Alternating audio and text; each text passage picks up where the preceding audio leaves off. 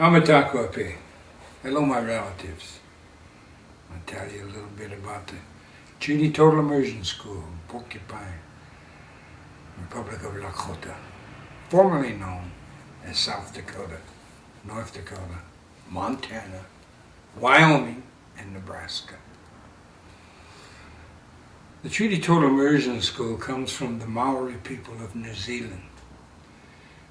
Back in around 1980, give or take a few years, they saw that they were losing their language, so they started their total immersion schools. No English allowed.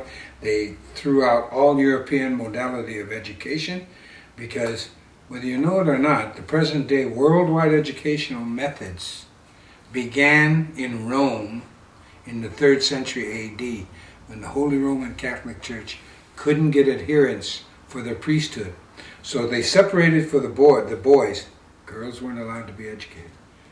The boys at 6 years of age, because every culture knows you separate the children from the side of their mother. They're ready for it. So they separated the boys by age in rows and brainwashed them. Consequently, the brainwashing technique was adopted by all patriarchal societies around the world because it's very efficient. But in total immersion education, we don't separate by age, nor do we have any bells ringing or classes. You know, that West African adage, it takes a village to educate a child. All indigenous people know that. All of us. So this is what we recreate. An educational model of our ancestors and their methodology of education. By the end of the 3rd year of education, our children will have introduced botany, biology, astronomy, geology, and animal sciences. And because we Lakota, see, the Maoris have the ocean, so that science, oceanography, is taught to the children. We're a horse culture. And so at our school, at my ranch, we have horses, so the children can have equine education also. They're much more advanced by the time they go into their 4th year of education than their non-Indian counterparts.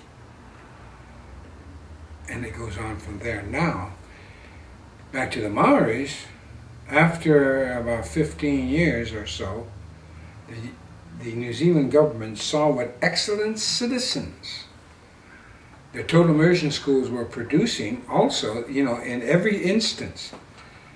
First of all, the total immersion schools had 100% success rate. 100%. And on top of that, every graduate, when they went into public school or the universities, were in the top 10% academically. And also, again, more and more, every one of them, girls and boys, were good athletes. We are with the Total Immersion School. I want you to understand it. I want you to come visit us.